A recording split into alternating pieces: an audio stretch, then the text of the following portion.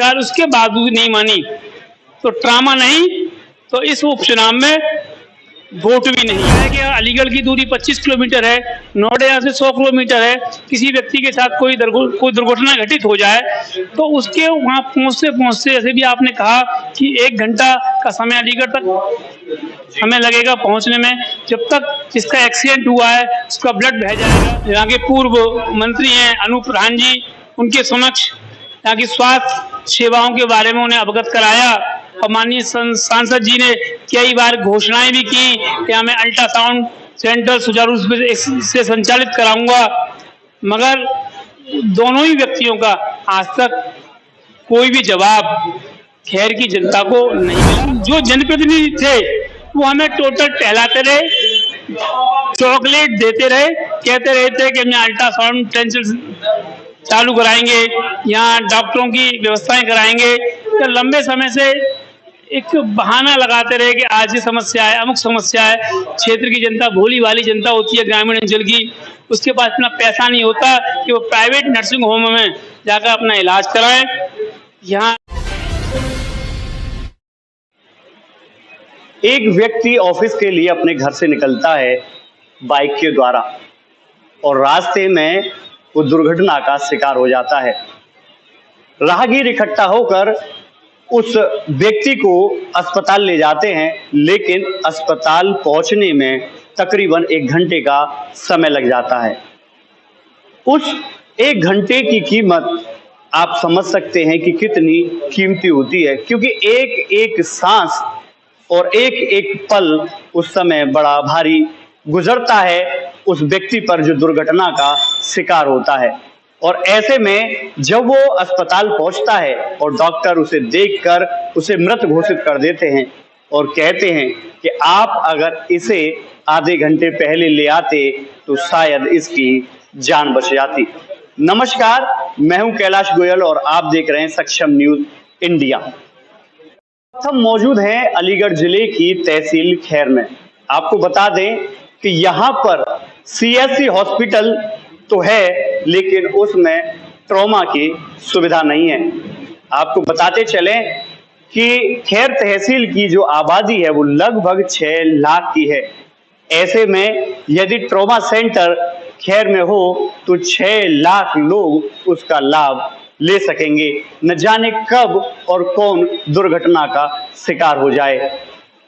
Trauma centre की मांग खैर से उठने लगी है और विवेक श्री वशिष्ठ राष्ट्रीय संयोजक हैं संयुक्त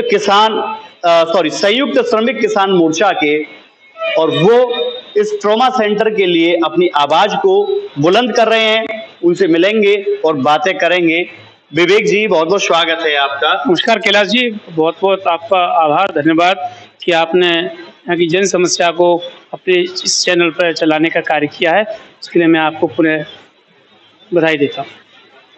जिस तरह से आप ट्रॉमा सेंटर खैर के लिए मांग उठा रहे हैं, तो सबसे पहले तो मैं चाहूंगा कि आप हमारे दर्शकों को बताएं कि ट्रॉमा सेंटर क्या होता है और उससे लोगों को क्या लाभ मिलेगा। कैलाश जी, ट्रॉमा सेंटर जो हमारे पीएससी और सीएससी जो सेंटर होते हैं स्वास्थ्य विभाग के, उनसे जो मरीज रेफर होकर पहुंचते हैं वो एफआरयू पहुंचते हैं। खैर है, खैर हमारा एफआरयू सेंटर है। यहाँ तक एफआरयू सेंटर तक वो मरीज हमारे सीएससी तक आए।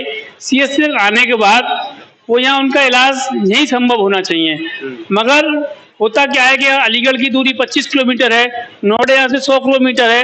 किसी व्यक्ति के साथ कोई दुर्घटना घटित हो जाए तो उसके वहां पहुंचते जैसे भी आपने कहा कि 1 घंटा का समय अलीगढ़ तक हमें लगेगा पहुंचने में। जब तक जिसका एक्सीडेंट हुआ है उसका ब्लड बह जाएगा, या किसी महिला का जो प्रसव हो रहा होगा वो दर्द से या किसी अन्य कारण से कोई पीड़ित होगी, उसका जो इलाज यहाँ संभव नहीं है, उसे एफआरयू सेंटर से यहाँ रेफर कर दिया जाता है दिल्ली है, अलीगढ़ या दिल्ली के लिए। तो उतना समय मरीज पे पर्याप्त समय नहीं होता कि वो अपना इलाज करा सके और उसके बीच में वो लोग खत्म हो जाते हैं।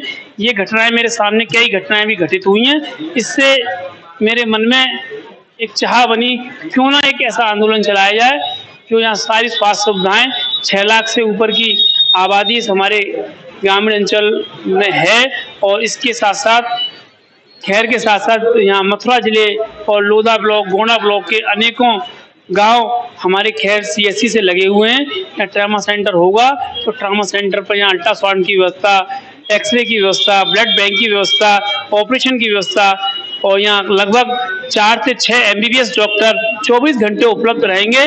तो जो कोई भी समस्या, स्वास्थ्य संबंधी समस्या होगी, चाहे बाल रोग समस्या हो, चाहे टीबी समस्या हो, चाहे आंखों की समस्या हो, या तमाम तरह के स्वास्थ्य विभाग की जो सेवाएं संचालित हैं वो यहाँ उपलब्ध रहेंगी।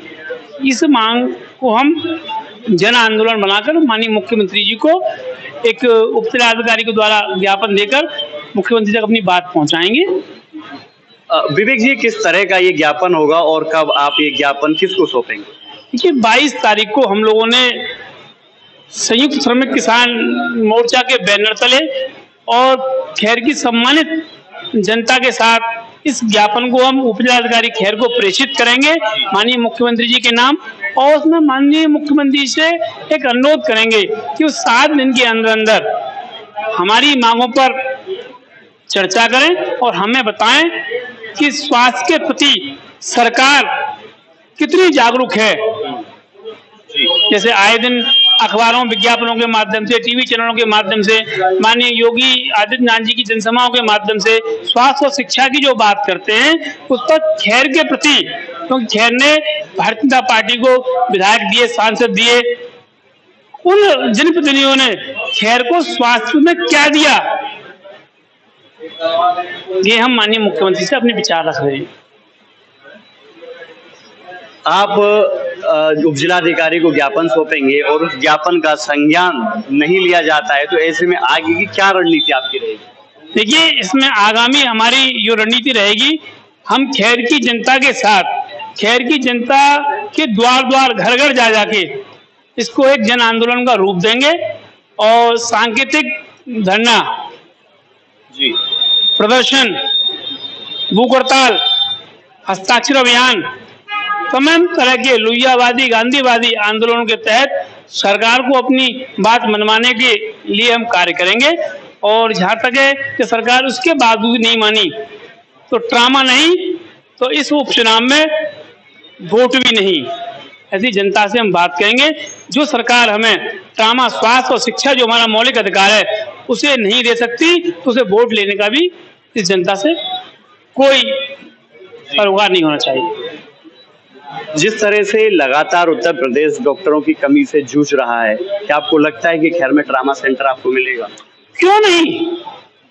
खैर की जनसंख्या, जैसे भी आपने कहा, खैर नगर पालिका 60,000 की जनसंख्या वाली नगर पालिका है। खैर तहसील में लगभग 6 लाख आबादी के लोग रहते हैं। खैर में आप अच्छी अच्छी डिफेंस जैसी योजनाएं आप संचालित करने जा रहे हैं। इसी के नजदीक यमुना एक्सप्रेस वे पे विश्व पटल पर आप टप्पल के नाम को हाईलाइट कर रहे हैं। जब आप विश्व पटल पर टप्पल और खैर के नाम को हाईलाइट करने का काम कर रहे हैं, सबसे अधिक राजस्व देने का काम जो कर रहा है वो खैर तहसील कर रही है, तो खैर तहसील को स्वास्थ्य और शिक्षा जैसी सेवाओं से क्यों वंचित रखा जा रहा है, ये बताएं। विवेक जी, जिस तरह से अगर हम बात करें राजनीति की और राजनेताओं की, तो खैर से चाहे विधायक की हम बात करें, चाहे सांसद की हम बात करें, लीडर से, तो भाजपा के रहे हैं, क्या कभी आपने उनसे अनुरोध नहीं किया इस चीज के लिए? देखिए, इससे पूर्व जनता ने कई बार माननीय सांसद सतीश गौतम जी के समक्ष समाचार से, व्यक्तिगत रूप से यहाँ के पूर्व मंत्री हैं अनूप प्रधान जी, उनके समक्ष यहाँ की स्वास्थ्य सेवाओं के बारे में उन्हें अवगत कराया और माननीय सांसद जी ने कई बार घोषणाएं भी की कि मैं अल्ट्रासाउंड सेंटर सुचारू रूप से संचालित कराऊंगा, मगर दोनों ही व्यक्तियों का आज तक कोई भी जवाब खैर की जनता को नहीं मिला, कोई लाभ वो नहीं दे पाए खैर की जनता को। हम उनसे पुनः आपके चैनल के माध्यम से मैं सतीश गौतम जी से मांग करता हूं कि वो यहाँ उपचुनाव होने जा रहा है, उपचुनाव से पूर्व माननीय मुख्यमंत्री से हमारी बात पहुंचाएं। भारतीय जनता पार्टी के यहाँ 7 विधायक हैं, एमएलसी हैं, मैं सबसे ही पूरी भारतीय जनता पार्टी और सरकार और संगठन के लोगों से ये कहूंगा कि उपचुनाव से पूर्व खैर में ट्रामा सेंटर की घोषणा होनी चाहिए। या ट्रामा नहीं तो खैर की जनता वोट भी किसी कीमत पर आपको नहीं देगी। ये हम जनता तक अपनी बात रखेंगे। विवेक जी, अभी हाल ही में यहाँ पर लोकसभा के चुनाव हुए हैं, पूरे देश भर में, अलीगढ़ में भी हुआ है, तब आपने ये मुद्दा नहीं उठाया, लेकिन अब उपचुनाव यहाँ पर आ रहे हैं, आप इस मुद्दे को उठा रहे हैं, कहीं ये राजनीतिक स्टंट तो नहीं है? देखिए, मैंने अभी इससे पूर्व कहा कि ये तड़प आज की नहीं है। इससे पूर्व जो जनप्रतिनिधि थे वो हमें टोटल टहलाते रहे, चॉकलेट देते रहे, कहते रहे थे कि हम यहाँ अल्ट्रासाउंड चालू कराएंगे, यहाँ डॉक्टरों की व्यवस्थाएं कराएंगे। तो लंबे समय से एक बहाना लगाते रहे कि आज ये समस्या है, अमुक समस्या है। क्षेत्र की जनता भोली भाली जनता होती है, ग्रामीण अंचल की, उसके पास इतना पैसा नहीं होता कि वो प्राइवेट नर्सिंग होम में जाकर अपना इलाज कराएं। यहाँ लैब की व्यवस्था नहीं है, जांचों के लिए लोग जाते हैं जांच कराने, उन्हें बाहर भेज दिया जाता है, जिसकी शिकायतें अभी पूर्व में समाचार पत्रों में एक समाचार प्रकाशित हुए कि अस्पताल में हम जांच कराने जा रहे हैं और वहाँ लैब के लोग ही जो प्राइवेट लैब हैं उन्हें भेज दे रहे हैं, बाहर काउंटरों पर मेडिकलों पर दवा लिखी जा रही हैं।